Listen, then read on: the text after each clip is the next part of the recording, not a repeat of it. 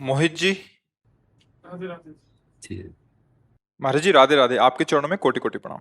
महाराज जी, जब हम श्री जी को और ठाकुर जी को भोग लगाते हैं और भोग की थाली क्या कुछ समय के लिए अपने प्रभु के सामने रख देना चाहिए? अगर भोग की थाली को जल्दी या हाँ, साथ ही नहीं, साथ इसके उठा दो लेना है? दो प्रकार हैं। जैसे आपको ऑफिस जाना है, वो बहुत राइट टाइम, वो भी भगवत सेवा है। तो जो भी भोग बना वो दिखाया और जय और पा लिया। इसके बाद फिर जो घर में है, वो जब राजभोग बना है, दोपहर का भोजन, तो आराम से 10 मिनट 15 मिनट सामने रख के नाम जप करें, मानो कि प्रभु पार हैं ऐसा। पर हम बिना उनको अर्पित के पा नहीं सकते। और हमें जाना है ऑफिस, अब टाइम है नहीं कि 15 मिनट हम तो ऐसे दिखाया राधा वल्लभ लाल की जो पाया और चले गए।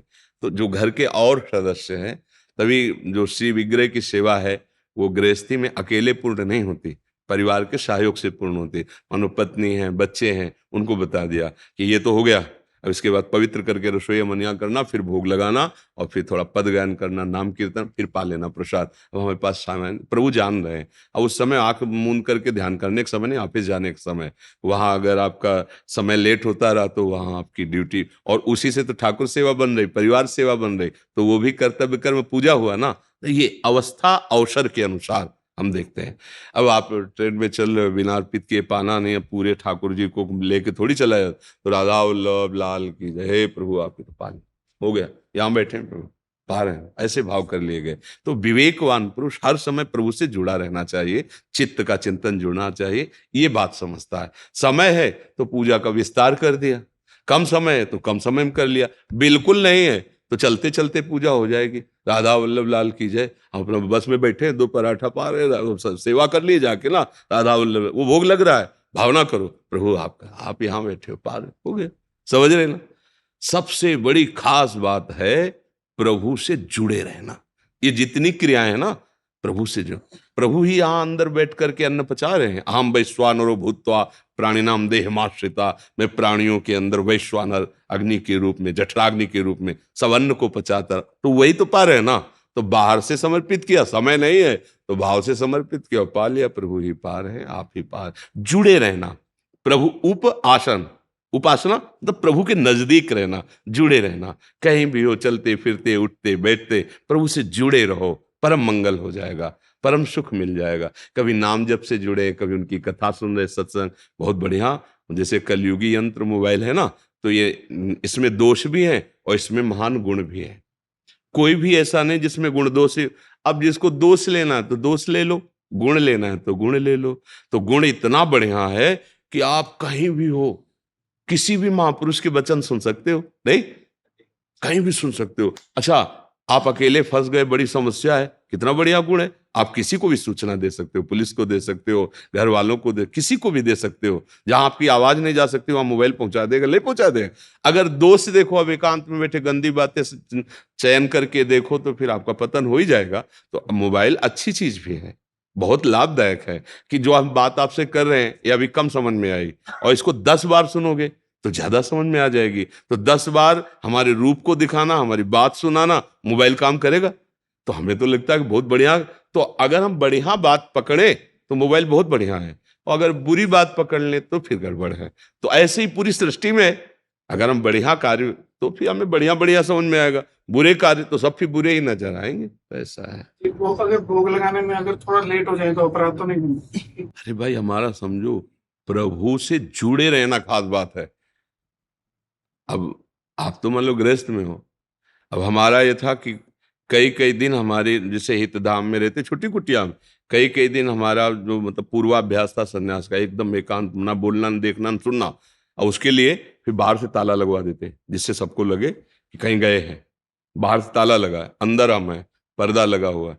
इतनी मिश्री रहती थी, थोड़ा टुकड़ा लिया, श्री जी को भोग लगाया, स्नान करा के पर्दा लगा दिया, अब बैठे चिंतन कर।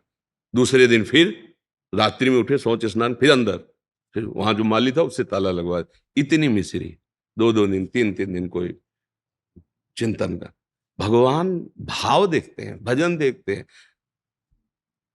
हम मान लो सुबह से शाम तक कुछ नहीं, तो शाम के जब पाओ तब उनको पवा दिया। अरे वो अन्न के भूखे नहीं है, वो आपका भाव के भूखे नहीं। भगवान भाव का भूखा हूं मैं, और भाव ही एक सार है, भाव से मुझको भजे तो भव से बेड़ा पार है। भाव बिन सुनी पुकारे मैं कभी सुनता नहीं, भाव पूरित टेर ही करती मुझे लाचार। दुशासन ने, दुर्योधन ने इतनी भारी व्यवस्था की थी जब भगवान संधि के लिए गए थे ना, कि हम कहा कि आओ, तो उनका दो ही प्रकार से स्वागत स्वीकार किया जाता है, या तो प्रीति हो और या भी भूखा हो। हम में भूख नहीं, तुम में प्रीति नहीं, गए नहीं। और वही प्रभु उसी क्षण विदुर जी के घर जाते हैं, भाव दशा में विदुरान उनसे मांग के कहते कुछ खवाओ, भूख लगी है। भगवान क्या, काय की भूख लगी? भाव की। विदुरानी जी ऐसे कि कुछ सुध ही नहीं, वो केला रखे, आप लाओ और मुझे पवाओ। लाई केला, गूदा फेंक रही, छिलका पवा रहे।